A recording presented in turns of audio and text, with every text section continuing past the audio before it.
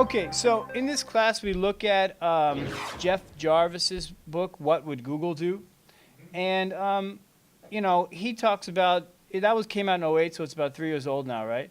And Right. he kind of like talks about how Google seems to have the magic formula for success on the new web.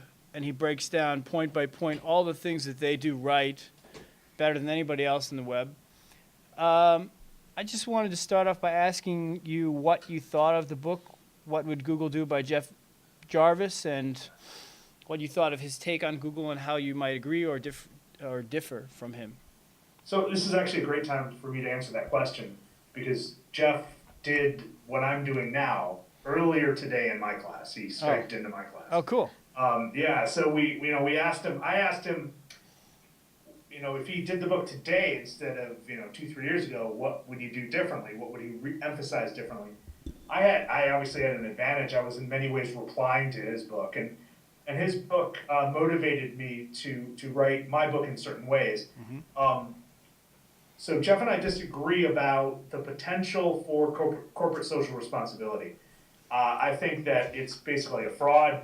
He thinks it's deeply essential. It's one of the things he holds most dear about Google. Right. I think he misunderstands the role and scope of Google because he gives it too much credit for the words that its leaders pronounce. That's one thing. I think Jeff also minimizes the challenges of privacy. I think he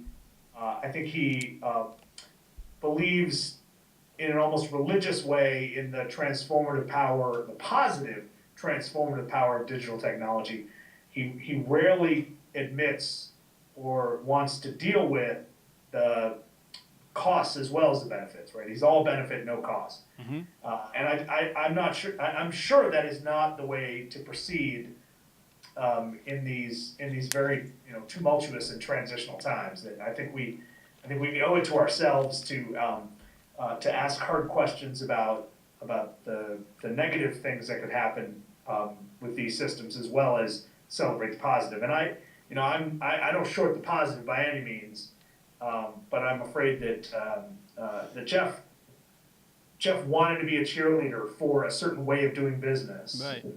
And I'm not sure that that's intellectually healthy. I think it starts a good fight. I think it gets you a bunch of good speaking gigs, a few consulting gigs, but I'm not sure that it's the best way to pursue a question intellectually.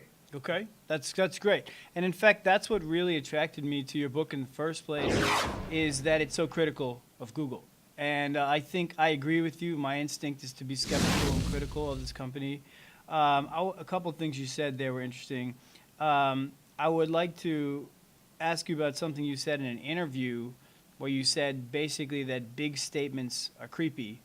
And you're talking more or less about the history of the 20th century and some evils perpetrated in the 20th century via ideology, right? And so how does that line up then with Google? I mean, can you flesh that out? Yeah, well, first of all, I just want to make sure everyone understands that, there's nothing that Google can do to hurt people, right? In in an actual physical traumatic way. So, so there's always a bit of hyperbole attached to these sorts of discussions. I like to think of my book as more critical of our acceptance of Google rather than critical of Google itself.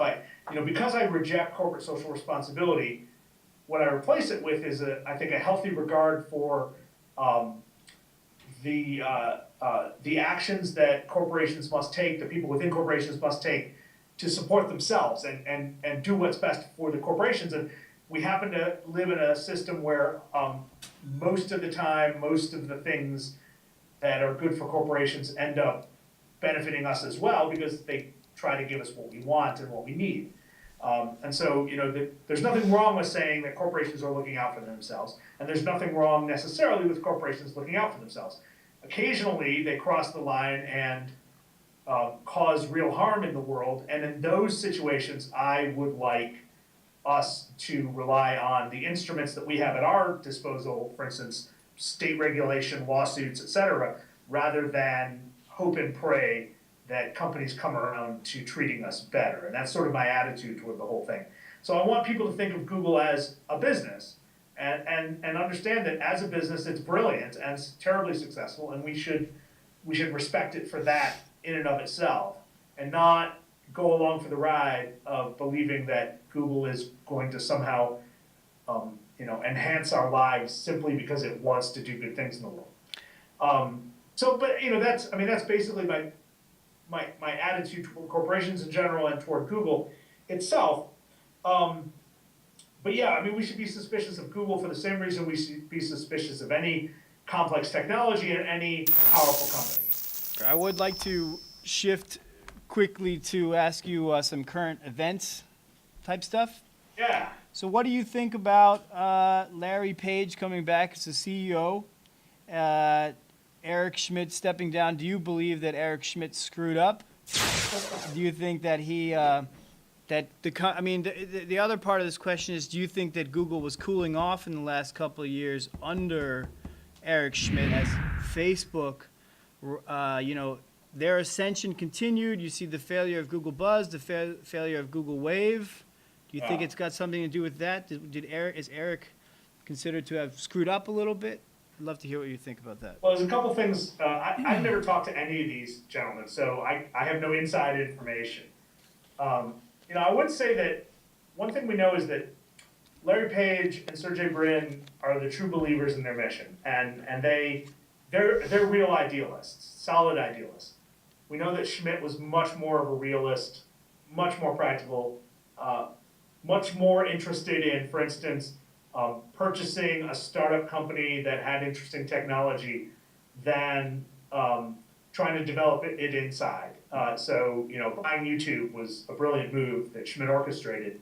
Buying the company that eventually became Google Earth was also brilliant. Although I don't know that Google will ever make money out of that, it fits into Google's mission. They've been a team that's worked well together with very few obvious differences. One thing we do know from some expert reporters is that there were some big differences over how Google should handle China over the past couple of years.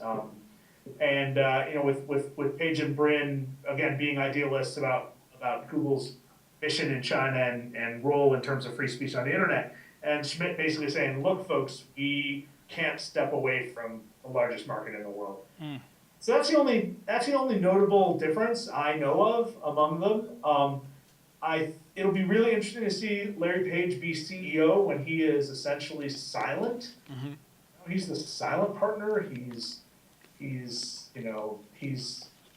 teller to pen. I've never seen a straight up interview with the guy. Yeah. I've never seen him make a speech at a developers conference, right? He always sends Marissa Mayer or Eric Schmidt to do those sorts of things. Eric Schmidt was out there campaigning with the president in 2008, and I doubt you're going to see Larry Page campaigning with anybody. So it's going to be a very different sort of style of company. I'm not sure we're going to see anything in our user experience that'll be that different, at least in the short term. In some ways, it's sort of Google returning to its core values and core mission. Right. But I really couldn't even predict beyond that. I kind of wanted to sort of pick your brain on whether or not you thought, because what was interesting about what you just said was that you said that Eric Schmidt was a public CEO, which is true. He's always on TV and everything. But part of the perception that I might guess is that he's not that good, publicly. Like, he would say creepy things, and then there was the backlash against him when, at one point, Eric Schmidt said, and this is paraphrased, but he said something like, if you're doing something weird or wrong on the internet and searching for that, then maybe you just shouldn't be doing that. Yeah, that was so tone deaf. Yeah. And just flat out dumb. I don't think that, but CEOs in Silicon Valley say stuff like that all the time. We could recoil at it. I don't think anyone in Google blinked about that for a second. So I don't think there was any point at which she stumbled. I mean, the company's making tremendous amounts of money. Right. Its reputation is still strong. I don't think that Schmidt's words were necessarily enough to bring him down. You know, they probably just got tired of working together. Yeah. Schmidt probably wants to try a few other things before he retires. He's run 2 companies now. He ran Sun Right. Microsystems and he ran Google, and that's a pretty good record. Maybe he wants to do philanthropy now. Maybe he wants to work for the government. You know, the Commerce Secretary job's open, and you know, he and Obama are close, so maybe he'll be the next Commerce Secretary, which would be interesting because the Commerce Secretary has spent a lot of time trying to convince China to play nice, and Yeah. his reputation within China is not so good. So. And no, I really appreciate you taking the time to talk to our class. Sure. We're out here in South Central Wisconsin, and so we have the opportunity to speak to one of the leading scholars on the topic of Google.